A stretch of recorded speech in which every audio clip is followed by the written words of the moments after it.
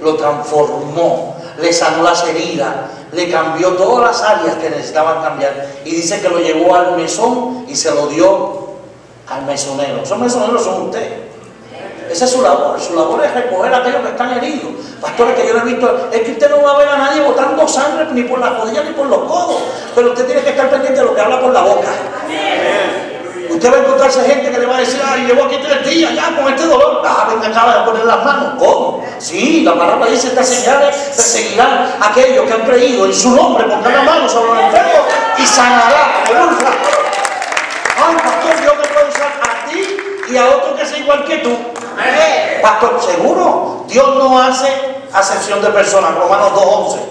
Si Dios no hace acepción de personas, quiere decir, la única razón por la cual yo estoy aquí en este momento es porque yo me esforcé y tomé esta palabra y corrí con ella. Ahora tú también puedes tomarla, correr con ella, y que Dios haga contigo cosas más grandes y mayores, porque ese es el deseo del Señor, y ese es el deseo de todo maestro, ver que sus estudiantes aceleren a otra dimensión, que ellos alcancen cosas mejores que ellos mismos no han alcanzado, que con mi sabiduría, que es básicamente mi experiencia, tú la tomes y sea sabiduría, gloria y bendición, más aparte de lo que Dios te va a revelar.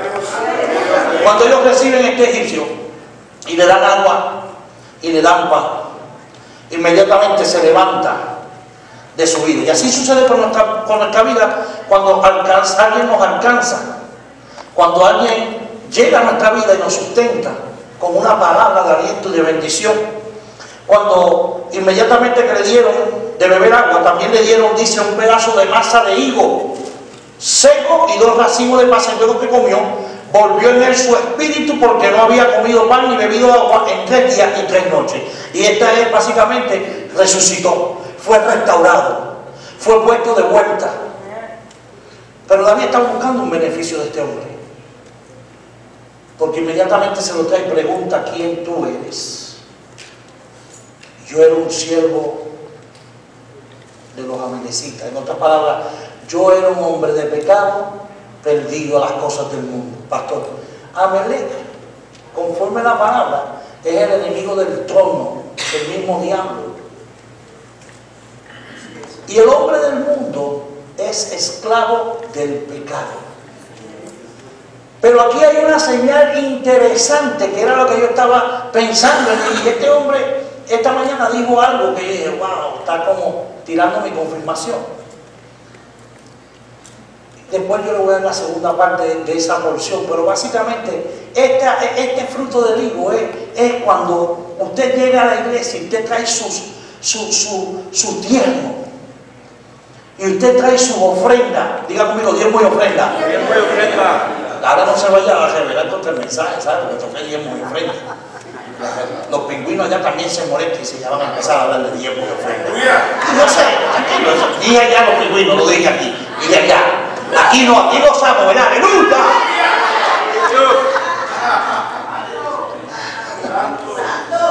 Cuando usted trae el alimento a la casa, hay alimento para darle a aquellos que tienen necesidad, porque así lo dice la palabra en Malaquía: traer el alimento al alfolí para que haya alimento en mi casa. Amén. No es que usted va a darle de comer a Dios, no, es que usted pone dentro de la iglesia para darle a aquellos que tienen necesidad. Con ese dinero se sustenta este lugar, con ese dinero se sustenta los libros, material, lo que se le obsequia, lo que se le pone en las manos a aquellos que están comenzando a levantarse, que están heridos. Eso fue lo que hizo David. David es un prototipo del amado Jesucristo. En la cruz del Calvario dio su vida, que era sangre, y también dio la palabra, que fue su cuerpo.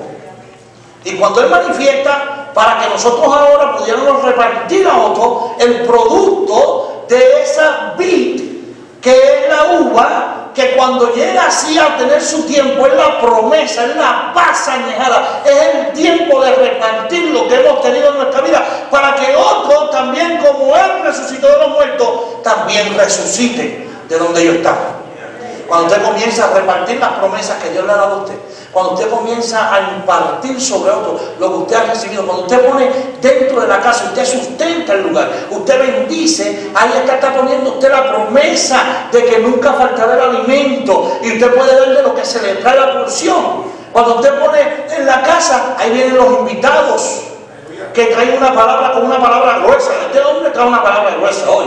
yo le aconsejo que usted venga el lunes o el martes a recibir. Y la segunda enseñanza estuvo poderosa.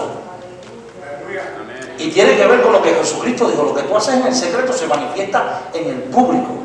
Y si tú eres un cristiano espiritual, tú te conectas a la vida, a la palabra, a las promesas de Dios, para que tú des fruto y tú lleves más fruto todavía. Para que en ti venga esa uva eventualmente a cumplirse en el tiempo necesario, que sea añejo. Hay veces que la gente, no, a mí no me gusta el añejo, me gusta, bueno, a mí me gusta el añejo. Dependiendo de lo que sea, ¿verdad? Porque si es un pan viejo duro, fresquecito, acaba y todo. Pero, no quiero hablar. Sí, voy a hablar.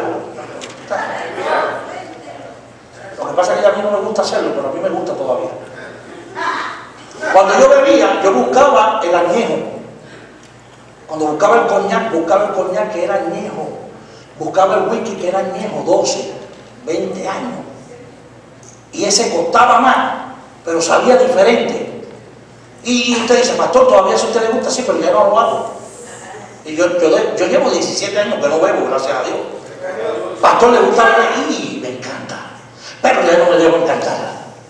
Ya Dios no me dijo encantar. Pues cuando usted se conoce que este es el lado que usted está mal, usted no se mete ahí, usted camina por acá. Pero hay gente que, como dijo él, y yo le he dicho también, yo he dicho esto también, mire, para que usted vea lo que lleva tiempo conmigo. ¿Por qué entonces es pecado? ¿Viste? Y eso mismo él dijo, lo que pasa es que a ti te gusta.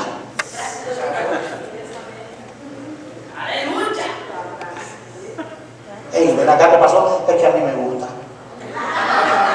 Ya no lo abrazamos.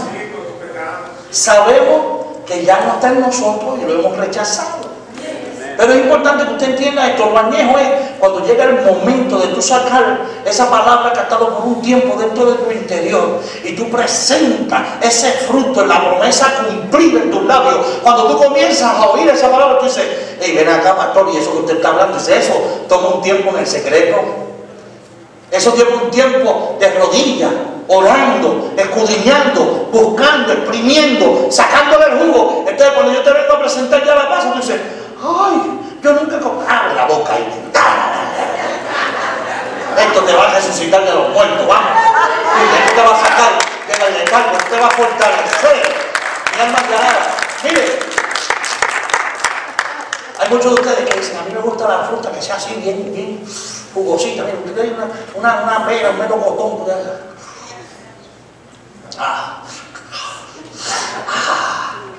Pero aquellos que se fueron para la luna se lo llevaron deshidratado, porque eso allá arriba se daña. Pero cuando se lo comen dicen, wow, cuando tú vas en un trabajo especial de parte de Dios, tú tienes que tenerlo añejo, listo en ti, para que tú puedas sacarlo, aleluya, y repartirlo y partirlo sobre la vida. Y alma te hago el aplauso al Señor. ¡Ay, pastor! ¡Me hago loco!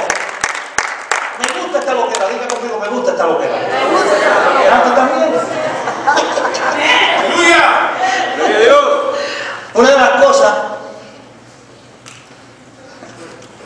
¡Gloria a Dios! ¿Estás listo para estar? Lo añejo es para nosotros lo nuevo. ¡Aleluya! Los que pierden mucho cuando vienen de tipo así. Todavía están ahí pensándola.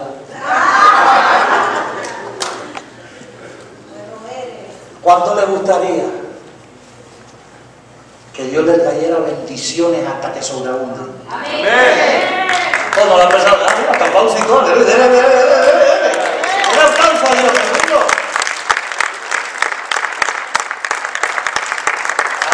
Ahora digo yo, como digo en el cubano, que atrasados están ustedes. Eso me lo dejaron de dar en el 59.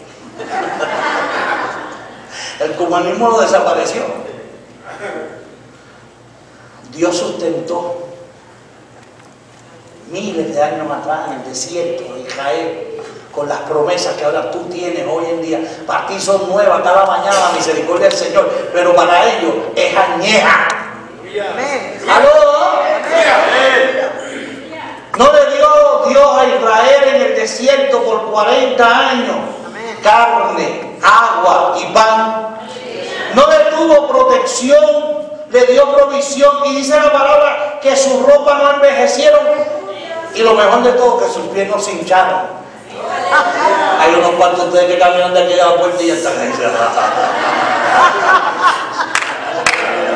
Mira, vamos a evangelizar. Ay, pastor, con este calor.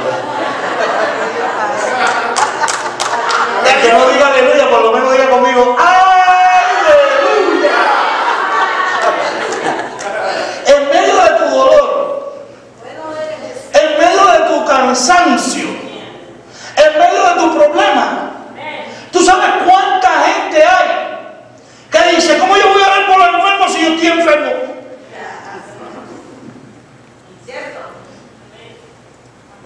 Es que no es en tu habilidad, sino en la de Dios.